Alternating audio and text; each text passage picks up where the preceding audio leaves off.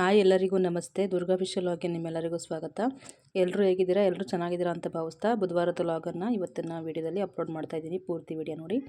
ಬುಧವಾರದ ವೀಡಿಯೋದಲ್ಲಿ ಇವತ್ತು ಮಕ್ಕಳಿಗೆ ಲಂಚ್ ಬಾಕ್ಸ್ಗೆ ಅಂತ ಅಂದ್ಬಿಟ್ಟು ಸ್ವಲ್ಪ ನೇರಳೆ ಹಣ್ಣು ಇತ್ತು, ನೇರಳೆ ಹಣ್ಣು ಹಾಕಿ ಅದ್ರ ಜೊತೆಗೆ ಚಿತ್ರಾನ್ನ ಮಾಡಿದ್ದೆ. ಬಾಕ್ಸಿಗೆ ಚಿತ್ರಾನ್ನ ಕೂಡ ಹಾಕಿದ್ದೀನಿ. ಮಕ್ಕಳನ್ನ ಬೇಗ ಸ್ಕೂಲ್ ಕಳಿಸಿ ಸ್ವಲ್ಪ ಹೊರಗಡೆ ಹೋಗೋದಿತ್ತು, ಅದರಿಂದ ಮಕ್ಕಳಿಗೆಲ್ಲ ರೆಡಿ ಮಾಡಿ ಸ್ಕೂಲ್ ಕಳಿಸಿ ನಾವು ಕೂಡ ಸ್ವಲ್ಪ ಕೆಲಸ ಇತ್ತು ಅಂತ ರಾಮನಗರಕ್ಕೆ ಹೋಗ್ತಾ ಇದ್ದೇವೆ. ನಮ್ಮೂರಿಂದ ಒಂದು ರಾಂಗ್ ರೂಟ್ ಇದೆ, ಸ್ವಲ್ಪ ಕಾಡು ದಾರಿಲಿ ಹೋಗಬೇಕು. ಆ ರೂಟಲ್ಲಿ ಒಂದು ದೇವಸ್ಥಾನ ಬರುತ್ತೆ, ಮುತ್ತರಾಯ ಸ್ವಾಮಿ ದೇವಸ್ಥಾನ ಅಂತ. ಇಲ್ಲಿ ಆ ಶ್ರಾವಣ ಮಾಸದಲ್ಲಂತೂ ಜನ ತುಂಬಿರ್ತಾರೆ, ಯಾವಾಗೂ ಸಭೆ ಎಲ್ಲ ಮಾಡ್ತಾ ಇರ್ತಾರೆ, ಮರಿ ಎಲ್ಲ ಕಡ್ದು. ಮತ್ತು ಮದುವೆಗಳು ಕೂಡ ಜಾಸ್ತಿ ಆಗುತ್ತೆ ಇಲ್ಲಿ. ಚೌಟ್ರಿನೂ ಇದೆ, ಯಾವಾಗಲೂ ಮದುವೆ ಆಗುತ್ತೆ ಇಲ್ಲಿ. ದೇವಸ್ಥಾನ ಅಂತೂ ತುಂಬಾ ಚೆನ್ನಾಗಿದೆ. ಸುತ್ತಮುತ್ತ ಬೆಟ್ಟ ಗುಡ್ಡ ಎಲ್ಲ, ಮಧ್ಯದಲ್ಲಿ ದೇವಸ್ಥಾನ ಇದೆ. ನೋಡ್ತಿರ್ಬೋದು ನೀವು, ಎಲ್ಲ ಸುತ್ತ ಸಿಮೆಂಟ್ ಹಾಕಿದ್ದಾರೆ. ಇಲ್ಲಿ ಮದುವೆಗಳು ಜಾಸ್ತಿ ಆಗುತ್ತೆ. ಸುತ್ತಮುತ್ತ ಅಕ್ಕಪಕ್ಕ ಹಳ್ಳಿಯವರೆಲ್ಲ ಇಲ್ಲಿ ಮದುವೆ ಜಾಸ್ತಿ ಮಾಡ್ತಾರೆ. ನೆಕ್ಸ್ಟ್ ನಾವು ಹೋಗಿ ರಾಮನಗರಕ್ಕೆ ಹೋಗಿ ಸಬ್ ರಿಜಿಸ್ಟರ್ ಆಫೀಸ್ಗೆ ಹೋದ್ವಿ.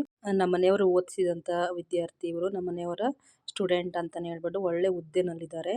ನಮ್ಮ ಮನೆಯವ್ರು ನೋಡಿದ ತಕ್ಷಣ ಕಾಲಿಗೆ ಬಿದ್ದು ನಮಸ್ಕಾರ ಮಾಡಿ ನಮ್ಮನ್ನೆಲ್ಲ ಅವರ ಕ್ಯಾಬಿನ್ಗೆ ಕರೆದು ತುಂಬಾ ಚೆನ್ನಾಗಿ ನೋಡಿದ್ರು. ಟೀ ಕೊಟ್ಟು ನಮ್ಮ ಕೆಲಸನ ಒಂದು 1/4 ಗಂಟೆಗೆ ಮಾಡಿಕೊಟ್ರು.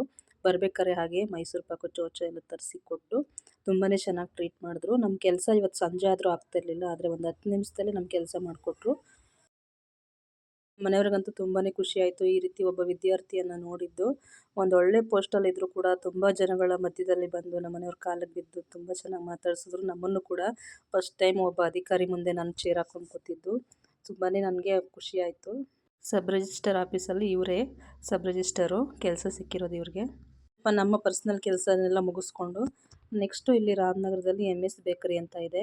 ಇಲ್ಲಿ ತುಂಬಾ ಚೆನ್ನಾಗಿ ತಿಂಡಿ ಇರುತ್ತೆ. ನಾವು ಐಜೂರು ರಾಮನಗರ ನೋಡ್ಬೋದು ನೀವು. ತಿಂಡಿಗಳಂತೂ ತುಂಬ ಇರುತ್ತೆ, ಅಲ್ಲೇ ಮಾಡ್ತಾರೆ, ಅಲ್ಲೇ ಕೊಡ್ತಾರೆ ಬಿಸಿ ಬಿಸಿ. ಈ ಬೇಕ್ರಿ ತಿಂಡಿ ಅಂದರೆ ನಮ್ಮ ಫ್ಯಾಮಿಲಿಯವರು ತುಂಬಾ ಇಷ್ಟಪಡ್ತಾರೆ. ನಾವು ಎಲ್ಲ ಒಂದೊಂದು ಪ್ಯಾಕೆಟ್ ತೊಗೊಬಿಡ್ತೀವಿ ಮಕ್ಕಳಿಗೆ.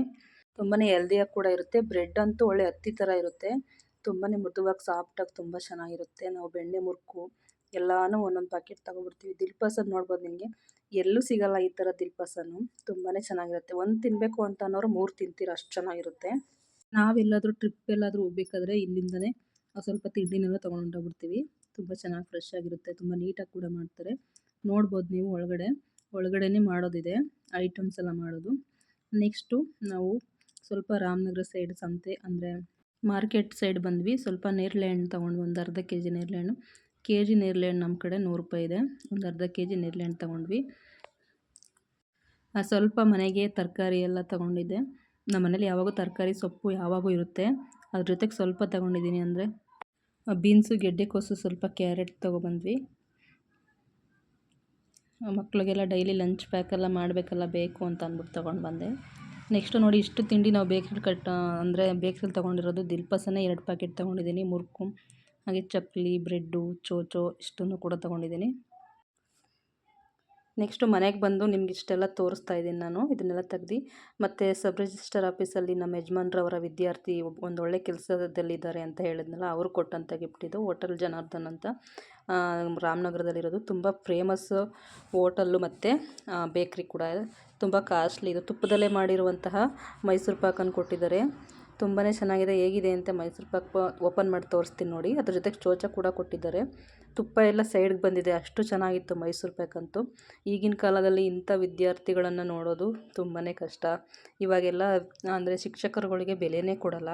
ಆದರೂ ಅವರು ಒಂದು ಒಳ್ಳೆ ಹುದ್ದೆಲಿದ್ರೂ ಕೂಡ ನಮ್ಮ ಮನೆಯವ್ರಿಗೆ ಎದ್ದು ಬಂದವರು ರೆಸ್ಪೆಕ್ಟ್ ಕೊಟ್ಟಿದ್ದು, ಆಶೀರ್ವಾದ ತಗೊಂಡಿದ್ದು ಎಲ್ಲ ತುಂಬಾ ಚೆನ್ನಾಗಿತ್ತು. ಒಂದೊಳ್ಳೆ ಎಕ್ಸ್ಪೀರಿಯೆನ್ಸ್ ನಮಗಂತೂ, ನಮ್ಮ ಮನೆಯವ್ರಿಗಂತೂ ತುಂಬಾ ಖುಷಿಯಾಯಿತು. ಒಬ್ಬ ವಿದ್ಯಾರ್ಥಿಯನ್ನು ಮಾತಾಡಿಸಿತ್ತು, ಅವ್ರ ಕಣ್ಣಲ್ಲಿ ನೀರೇ ಬತ್ತು, ಅಷ್ಟು ಖುಷಿಯಾಯಿತು ಅವ್ರಿಗೆ. ಮೈಸೂರು ಪಾಕ್ ಅಂತೂ ತುಂಬಾ ಚೆನ್ನಾಗಿತ್ತು, ತುಪ್ಪದಲ್ಲಿ ಮಾಡಿರೋದು. ಬಾಯಲ್ಲಿಟ್ಟರೆ ಕರಗೋಗೋದು, ಅಷ್ಟು ಚೆನ್ನಾಗಿತ್ತು. ಇದೇ ರೀತಿ ಆಗಾಗ ಬರ್ತಾ ಇರ್ತಾರೆ ವಿದ್ಯಾರ್ಥಿಗಳು ನಮ್ಮ ಮನೆಯವ್ರು ನೋಡ್ಕೊಂಡು ಹೋಗೋದಕ್ಕೆ ಅಂತ. ಅವರು ಓದಿಸಿದಂಥ ವಿದ್ಯಾರ್ಥಿಗಳೆಲ್ಲ ದೊಡ್ಡ ದೊಡ್ಡ ಕೆಲಸದಲ್ಲಿದ್ದಾರೆ. 1 ಲಕ್ಷ ಸಂಬಳ ತಗೊಳ್ಳೋಷ್ಟು ರೇಂಜಲ್ಲಿ ಕೆಲಸದಲ್ಲೆಲ್ಲ ಇದ್ದಾರೆ. ಎಲ್ಲ ಜಾಸ್ತಿ ಬೆಂಗಳೂರು ಕಡೆನೇ ಸೆಟ್ಲ್ ಆಗಿರೋದು. ಬೆಂಗಳೂರಿಂದನೇ ಬರ್ತಾರೆ. ನಮ್ಮ ಫೋನ್ ಮಾಡ್ಕೊಂಡು ಅಡ್ರೆಸ್ ಕೇಳಿಕೊಂಡು ಬಂದು ಹಣ್ಣು ಅದೆಲ್ಲ ತಂದು ಕೊಟ್ಬಿಟ್ಟು ನಮ್ಮ ಮನೆಯವ್ರನ್ನ ಮಾತಾಡ್ಸ್ಕೊಂಡು ಹೋಗ್ತಾರೆ. ತುಂಬಾ ಖುಷಿಯಾಗುತ್ತೆ. ಇದಂತೂ ತುಂಬ ಹೆಮ್ಮೆ ಪಡುವಂಥ ವಿಷಯ ಅಂತ ಹೇಳ್ಬೋದು. ಒಬ್ಬ ಗುರುಗಳಿಗೆ ವಿದ್ಯಾರ್ಥಿಗಳು ಕೊಟ್ಟಂತಹ ಗೌರವ. ನೆಕ್ಸ್ಟು ನೈಟ್ ಸಾಂಬಾರಿಗೆ ಅಂತ ಅಂದ್ಬಿಟ್ಟು ನಮ್ಮ ಮನೆಯವರು ಚಿಕನ್ ತೊಗೊಬಂದಿದ್ರು. ಮೊಟ್ಟೆ ಕೋಳಿ ತಂದಿದ್ದರು, ಬಾಯ್ಲರ್ ಕೋಳಿ ತಂದಿರಲ್ಲ. ಮೊಟ್ಟೆ ಕೋಳಿ ಅಂದರೆ ಅವ್ರಿಗೆ ತುಂಬಾ ಇಷ್ಟ ಆಗುತ್ತೆ, ಆದ್ದರಿಂದ ಮೊಟ್ಟೆ ಕೋಳಿನೇ ತೊಗೊಬಂದಿದ್ರು. ಸಾಂಬಾರು ಮಾಡಿದ್ದೀನಿ. ಇದನ್ನು ಅವ್ರಿಗೆ ಬಸ್ಸಾರು ಥರ ಮಾಡಬೇಕು. ಇದೇ ಸಾಂಬಾರೆಲ್ಲ ಅವ್ರು ಊಟ ಮಾಡಲ್ಲ. ಈ ರೀತಿ ಸಾಂಬಾರು ಕೊಟ್ಟರೆ ತಿನ್ನೋದೇ ಇಲ್ಲ ಅವರು. ಅವ್ರಿಗೆ ಮಟನ್ ಬೇರೆ ಸಪ್ರೇಟು ಫ್ರೈ ಮಾಡಿಕೊಡ್ಬೇಕು. ಅದು ಯಾವ ರೀತಿ ಅಂತ ನೋಡೋಣ. ನನ್ನ ಸ್ಟೈಲಲ್ಲಿ ನಾವು ಯಾವ ರೀತಿ ಬಸ್ಸಾರು ಮಾಡ್ತೀವಿ ಅಂತಂದರೆ, ನೋಡಿ ಈರುಳ್ಳಿ ಬೆಳ್ಳುಳ್ಳಿ ಎಲ್ಲ ಹಚ್ಚಿದ್ದೀನಲ್ಲ, ಈರುಳ್ಳಿ ಬೆಳ್ಳುಳ್ಳಿ ಹೆಚ್ಚಾಕಿದ್ದೀನಿ. ಒಂದು ಎರಡು ಈರುಳ್ಳಿನ ಹಚ್ಚಾಕಿದ್ದೀನಿ. ಇವಾಗ ಸಾಂಬಾರು ಆಗಿದೆ ಅಲ್ವಾ, ಈ ಚಿಕನನ್ನು ಹಾಕ್ಕೋತಾ ಇದ್ದೀನಿ. ಎಷ್ಟು ಬೇಕೋ ಅಷ್ಟು ಚಿಕನನ್ನು ಹಾಕ್ಕೋಬೋದು. ಸ್ವಲ್ಪ ಸಾಂಬಾರಲ್ಲೇ ಇಟ್ಕೋತೀನಿ. ಒಂದು ಜಾಲರಿ ತೊಗೊಂಡಿರುತ್ತೆ ಸೋಸ್ಕೊಂಡು, ಬರೀ ಚಿಕನ್ ಮಾತ್ರ ಹಾಕ್ಕೋತಾ ಇದ್ದೀನಿ, ಬೆಂದಿರೋ ಚಿಕನನ್ನು.